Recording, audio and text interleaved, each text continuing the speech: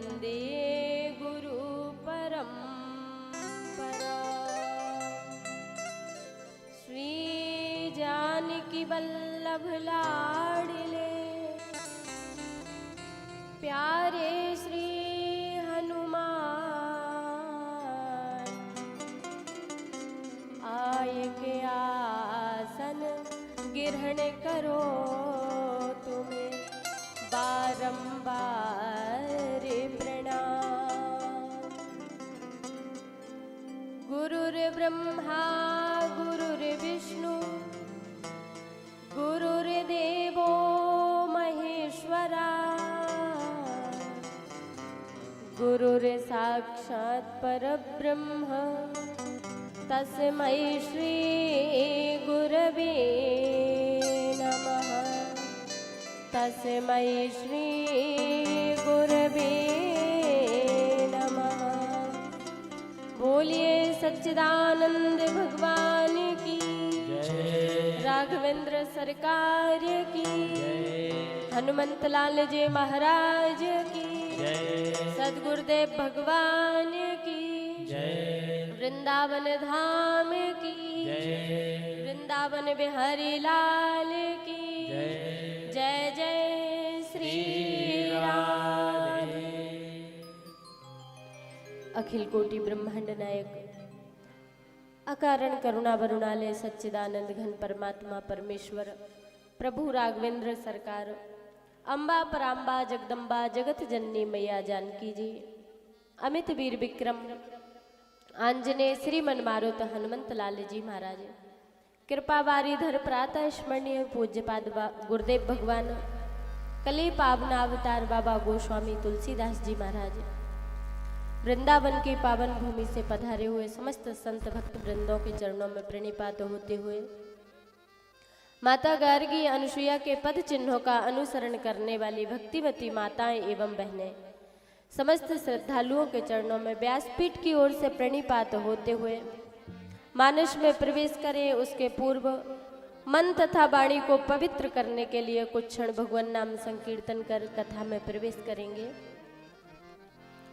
जय राम सदा सुख धाम हरे, सिया राम हरे, सिया राम हरे। जय राम सदा सुख धाम हरे, सिया राम हरे, सिया राम हरे। जय राम सदा सुख धाम हरे, सिया राम हरे, सिया राम हरे। जय राम सदा सुख धाम हरे, सिया राम हरे, सिया राम हरे। सिया राम हरे, सिया राम हरे, सिया राम हरे, सिया राम हरे, सिया राम हरे, सिया राम हरे।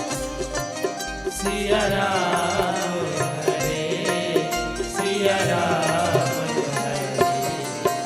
रघुनंदन राघव राम हरे, सिया राम हरे, सिया राम हरे। राघव राम हरे, सिया राम हरे, सिया राम हरे। बोलिए सच्चिदानंद भगवान की जय जय श्री राधे। आइए पुनः कल के कथा प्रसंग में प्रवेश करते हैं। कल आप सभी ने श्रवण किया माता जानकी जी का हरण पंचवटी से क्यों होता है। जब वो अपने चित्त को परमात्मा के चरणों से हटा करके सोने के मृग के पीछे लगा देती हैं, तब उनका हरण होता है। और जब भगवान ही हमको छोड़कर चला जाए, भगवान ही हमसे दूर हो जाए, तो हमारे जीवन से शांति जाना निश्चित है। लक्ष्मण जी माता जानकी जी को बहुत समझाते हैं कि माँ, वो अगर अपनी एक भ्रकुटी को टेढ़ा करे तो समस्त सृष्टि का लय प्रलय हो जाता है। लेकिन आप संदेह कर रही हैं। आपको संदेह होना चाहिए था सोने का हिरण होता है कि नहीं होता, लेकिन आपने वहां संदेह नहीं किया और भगवान के चरणों में आपने संदेह किया, उनको अपने जीवन से दूर भेज दिया। लेकिन जब माता जानकी जी नहीं मानती हैं तो लक्ष्मण जी को रघुनंदन राम जी के पास जाना ही पड़ता है। और जैसे ही लक्ष्मण जी वहां से जाते हैं तो तुरंत ही वहां यति का वेश धारण करके रावण आता है। सुने बीचे दस कंधर देखा,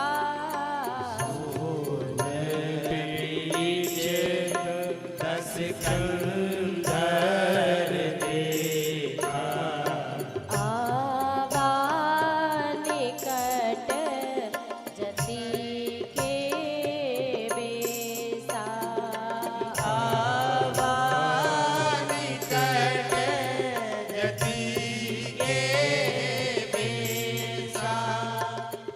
वह रावण जिसके भय के कारण तीनों लोकों में देवता, ऋषि, मुनि, मनुष्य सभी दुखी रहते हैं। देवता महाराज दिन में भोजन नहीं करते, रात को नींद नहीं आती रावण के भय के मारे। और वो रावण कैसे चला माता जानकी जी के पास, क्योंकि रावण में सामर्थ्य नहीं है कि वो माता जानकी जी को हाथ भी लगा सके। इसलिए प्रभु ने पहले ही माता जानकी जी से कहा कि मैं कुछ लालित्यपूर्ण लीला करना चाहता हूँ, आप अग्नि में प्रवेश कर जाओ और आपकी छाया रूपी सीता एक बाहर छोड़ दो। आप ऐसे समझ लीजिए जैसे कोई बड़ी वस्तु होती है तो हम उसको नहीं उठा पाते, तो क्या करते हैं, कोई मशीन लाते हैं, कोई क्रेन लाते हैं, तब उसको उठवाते हैं उससे। अब आप समझिए कि हम जिस वस्तु को उठा नहीं पा रहे थे और जिस वस्तु को क्रेन ने उठा लिया, क्या हम उस मशीन को उठा सकते हैं? माता जानकी जी ने जिस धनुष को उठा लिया था, बचपन में पूजन कर रही थी, उन्होंने अपने बाएं हाथ से उठा करके धनुष को एक तरफ रख दिया था। जब सिया स्वयंवर हुआ तो उन समस्त राजाओं में रावण भी आया था। रावण ने धनुष को महाराज दूर से ही प्रणाम कर लिया, उठाने का तो उसमें सामर्थ्य ही नहीं था। अब आप बताइए, जिस धनुष को माता जानकी जी ने अपने बाएं हाथ से उठा करके साइड में रख दिया था, रावण उस धनुष को प्रणाम करके दूर से ही चला गया था, तो क्या वो उन जगत जननी परम शक्ति को उठा सकता है, उनको हाथ लगा सकता है? जो उनके उठाए हुए धनुष को उठाने का सामर्थ्य नहीं कर सकता, वो जगत जननी को कैसे उठा सकता है? तो रावण ने माता जानकी जी को मनमहु चरण बंदी सुख माना। रावण प्रार्थना करता है कि हे माँ, ये तो प्रभु की लीला चल रही है और मुझे जो पात्रता मिली है, मुझे जो रोल करना है, इसमें जो नाटक करना है, वो मेरा क्रूरता का नाटक है और इसमें मुझे आपका हरण करना पड़ेगा। अरे हमारी संस्कृति तो वरण करना सिखाती है, लेकिन ये रावण की संस्कृति है जो हरण करती है। रावण ने माता जानकी जी का हरण किया क्योंकि वरण करने का तो उसमें सामर्थ्य ही नहीं था। रावण ने जैसे ही देखा कि जानकी जी के पास कोई नहीं है, तो जैसे एक कुत्ता जाता है इधर उधर देखता हुआ कि कहीं कोई देख ना ले, चोरी करते हुए कोई पीछे ना पड़ जाए, ऐसे ही डरता हुआ भयभीत रावण माता जानकी जी के पास जा रहा है। और माता जानकी जी को बहुत प्रकार से कथाएं सुनाने लगा, लेकिन उनमें सबसे ज्यादा भय था। तो जानकी जी ने कहा कि हे सन्यासी देवता, आप बुरा मत मानना, लेकिन आप जो प्रवचन कर रहे हैं वो भययुक्त क्यों है? मुझे आपके प्रवचन सुन के डर लग रहा है। तब रावण ने कहा कि देवी आप मुझे भिक्षा दे दो। तो माता जानकी जी ने कहा कि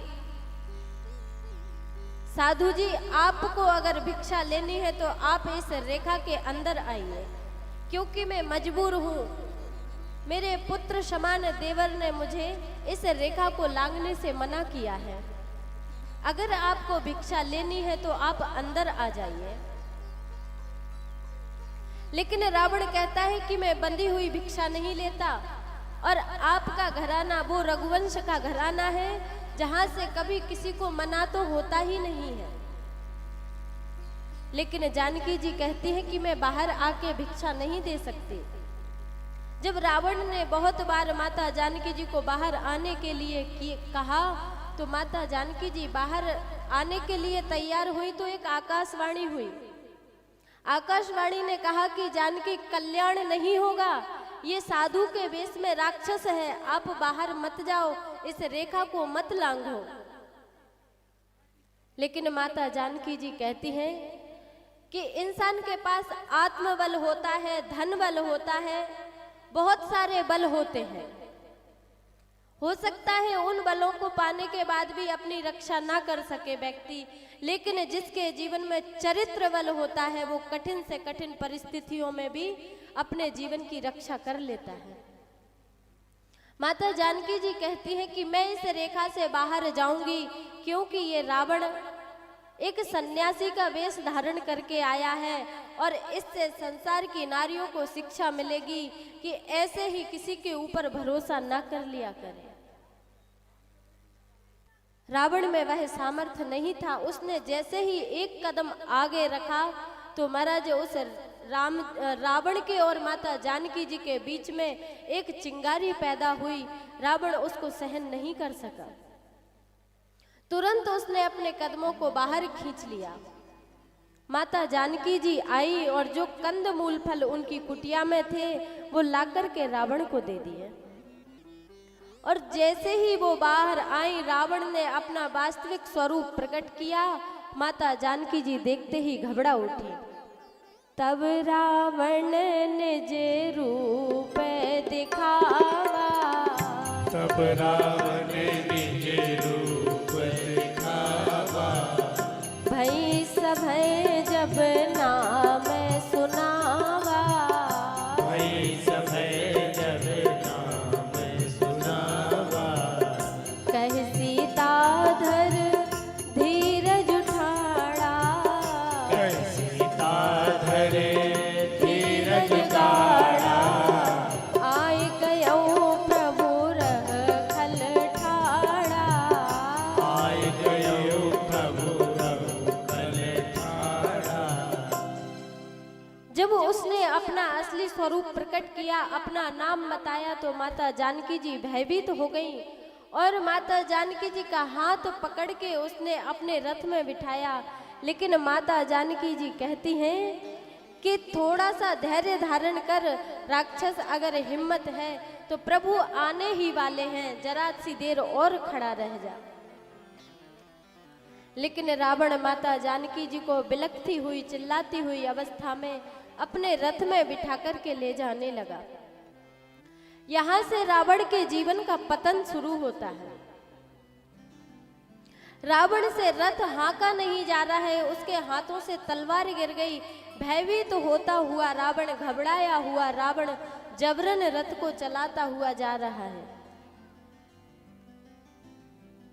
उन वनों में समस्त ऋषि मुनि थे, बहुत से लोग उस वन में थे, लेकिन किसी ने भी माता जानकी जी की आर्त वाणी को नहीं सुना। साधु संत ऋषि मुनियों ने अपने अपनी कुटिया के दरवाजों को बंद कर लिया। अरे ये तो रावण है, इससे युद्ध कौन करेगा। जब हमारे देश के नौजवान अपने हाथों को खड़ा कर देते हैं, तब भगवान हमारे देश के इस एक पक्षी में बल देते हैं। और वह बल प्रदान कर देते हैं प्रभु कि वो रावण से लड़ने का सामर्थ्य रखता है। आज सभी लोग देश को महान बनाने के लिए खड़े हैं कि हमारा देश महान बनना चाहिए, लेकिन कभी आपने सोचा है देश महान कैसे बनेगा? देश महान नहीं बनता है तोप तेग तलवारों से, देश महान नहीं बनता है फिल्मी डायरेक्टर स्टारों से, देश महान नहीं बनता है ऊंचे महल मीनारों से, देश तो महान बना करता है ऊंचे आचार और विचारों से। यहाँ से आगे की कथा कल श्रवण करेंगे। पूज्य गुरुदेव भगवान का पावन पदार्पण व्यासपीठ की ओर हो रहा है। सभी लोग अपने अपने स्थान पर खड़े होकर के स्वागत करें। बोलिए सदगुरुदेव भगवान की जय, राघवेंद्र सरकार की जय। जय श्री राम। श्री राम जय राम जय जय राम। श्री सीतारामचंद्र भगवान की जय। श्री वृंदावन बिहारी लाल की जय। काशी विश्वनाथ भगवान की जय। जय जय श्री राम। हम सबके बीच में अनंत श्री विभूषित श्रीमद जगत गुरु अनंतानंद द्वाराचार्य काशी पीठाधीश्वर स्वामी डॉक्टर राम कमल दास वेदांती जी महाराज जी का मंगल में आगमन हो रहा है।